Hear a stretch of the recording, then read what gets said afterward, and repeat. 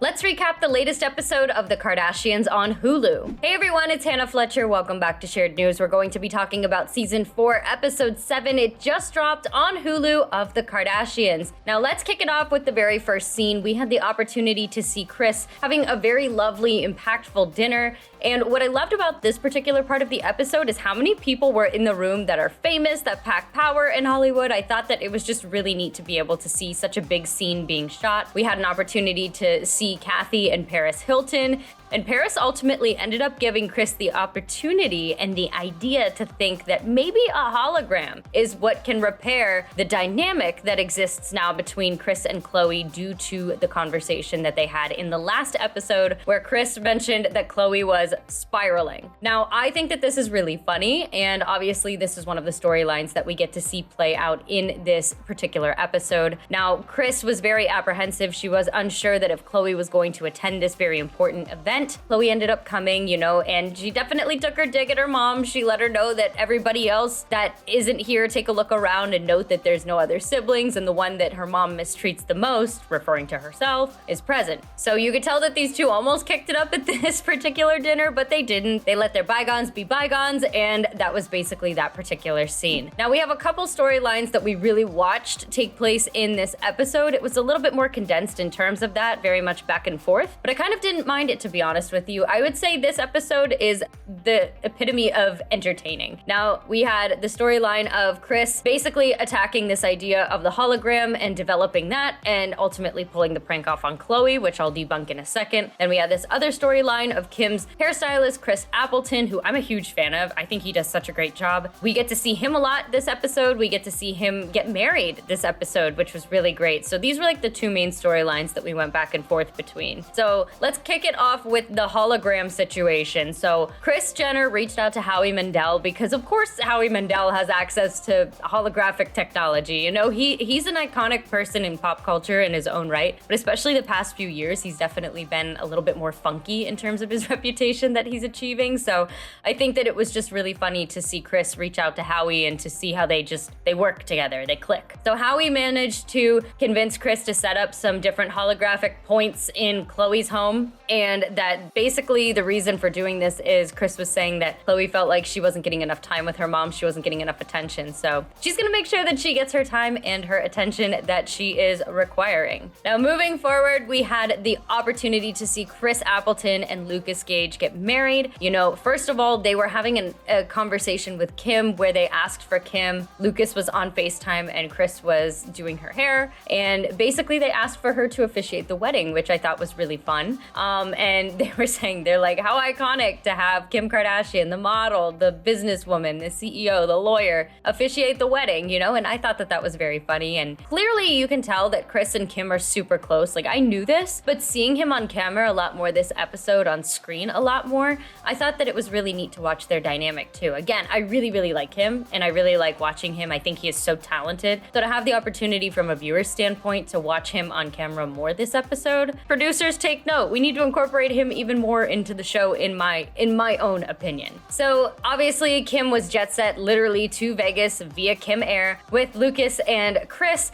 Now, what we learned is the fact that she mentioned to Khloe about the wedding, but Khloe was not invited technically. Like, she was invited, but she was not reminded, and I don't think that she was provided with details is what I gathered. So Khloe was not there, and she was definitely upset, but these two ended up reconciling by the end of the episode. It was not a drama. It was not a scandal. It was just like a kind of situation. It really wasn't much more beyond that. What was really lovely, too, is watching the fact that Kris and Lucas had the opportunity to go to Buffalo Bills as soon as they landed. Kim organized a beautiful surprise where Shania Twain was set up at Buffalo Bills, and she played Still the One. The iconic song, if you guys are like me and your parents just blasted it throughout the house growing up. Maybe that's just my parents. But the fact that that is such an iconic song to Kris and to Lucas, that is so cute. Again, you can tell the dynamic, you can tell the friendship. And even with Lucas and Kim too, they're so grateful that she set that up for them. I thought that was really, really sweet. And it was also really cute too because Kim was starstruck at Shania when she was playing, and wrapped up and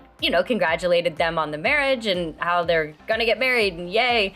It was really cute to watch Kim get starstruck. I really liked watching that because she's Kim Kardashian. I feel like she's one of the most popular celebrities on the planet. So for seeing her getting starstruck like that, it was refreshing, again, from an audience member's point of view. So ultimately, they ended up getting married. Kim was able to officiate the wedding. Everything went smoothly, and they went to an Usher concert afterwards. And then Kim went home, and she was basically letting everybody know all about it. She ended up working out with Khloe, and Khloe told her that she gets to pay the price for being hungover for having went to Vegas without her. Now, speaking of Khloe and kind of going back to our other storyline, the madness is unfolding. We see that Khloe and Kendall now are getting together with Kris, and it's cool to see Kendall on camera. I'm really hoping that we continue to see a lot more of her. I feel like she's been more involved in this season, which is good. It looks like we're gonna get more of the rest of the family too. Like I always say, I always just wanna see what everybody's up to, but that's coming down the pipeline. That didn't happen too much in this episode. So Khloe gets with Kendall, and Kris comes as well, and it's all about babies, from like horse babies to regular babies, this particular scene. Kendall is mentioning that her horse gave birth, that she wasn't able to actually be there for the birth because it was 1 a.m. Her phone was ringing and she didn't hear it. However, she was able to just explain her excitement, and I love the fact that, well, Kendall and I are not too far off in age, and I just understand what it's like to be so excited about like a baby animal. And it's funny because like the rest of her family is excited about actual babies. So there's just something so sympathetic and empathetic that I have when it comes to like Kendall getting excited over that. And, you know, she gets excited like it is a baby human person. So I thought that was really relatable. Now, Kris was there and baby Tatum showed up. I love Tatum. I think he is so cute. What was so funny is Kris was mentioning that Tatum looked exactly like Rob Kardashian, like basically reincarnated as a baby. And the amount of words that Kris had to say for that was just hilarious. But it also begged the question of Kendall having children. And what was fascinating about this is Scott already asked Kendall about having kids and if that was like on her radar a couple episodes ago. And she mentioned that she was anxious about it. And she was anxious about the fact that she was anxious. And then now she's telling Kris when she was asked about children, yeah, I want them probably around 3, but I just don't want to do anything right now with my career and everything, which I totally understand. Again, I'm totally empathetic to that situation. I just think it's kind of interesting just diving in and digging deep here for a second. I don't know exactly what the timeline looks like between that episode versus where we're at now and when they were filmed. If it was like, it couldn't have been maybe a month or so apart. I thought it was interesting that we're hearing kind of 2 different answers. So I'm wondering which one is maybe more true or if that is the entire answer split into 2. I'm curious to know if other people are going to be asking Kendall about her stance on babies as well, because think about this. She is the only one without any children. It's not like one of them has 1 kid or something like that. Like everybody has kids and Kendall has none. I can't imagine being the only one in the family that doesn't have that. I feel like at some point you're gonna feel like, oh my gosh, why am I the odd man out here? Why don't I participate? Why don't I do that? So good for her for not being the type of person to cave in and just comply and surrender her happiness. I'm glad that she's chasing her happiness. I'm glad that she's chasing her career. She's so beautiful, and I love the fact that she's able to just pick up and fly and go anywhere because, I don't know, I relate to it very much. I think that's obvious. So I'm really glad to see that representation on screen of just, you know, the different level of being in your 20s. You know, we see so many people with kids, but now we're seeing Kendall who's more career focused, not so kid focused. Nice to see. Wrapping it up, we had the holographic take over. Now, Kris obviously managed to get all of the holograms in the house.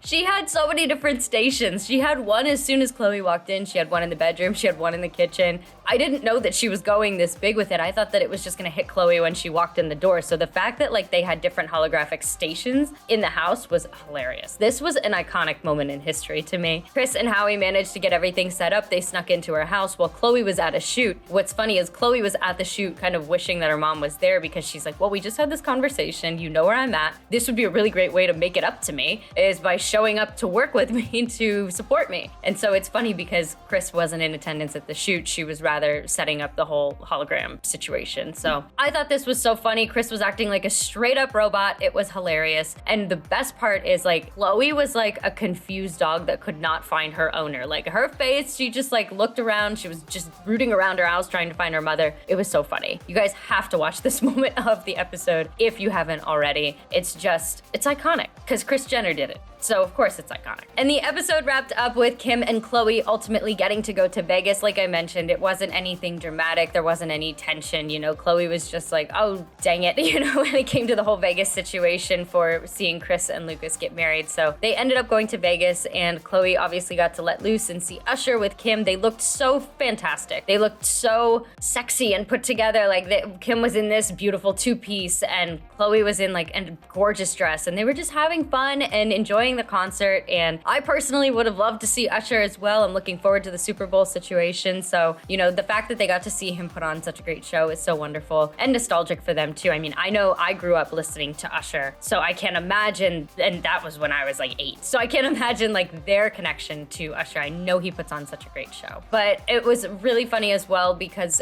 Kim kept mentioning the entire time, and this is such an unrelatable problem, but it's like, it's so unrelatable that it's comical. She's like, I have to get back for a spray tan at 1 or 1:30 in the morning. And I'm just like, who jet sets over to Vegas for a concert, goes back, and then has a spray tan appointment in the wee hours of the morning? It's just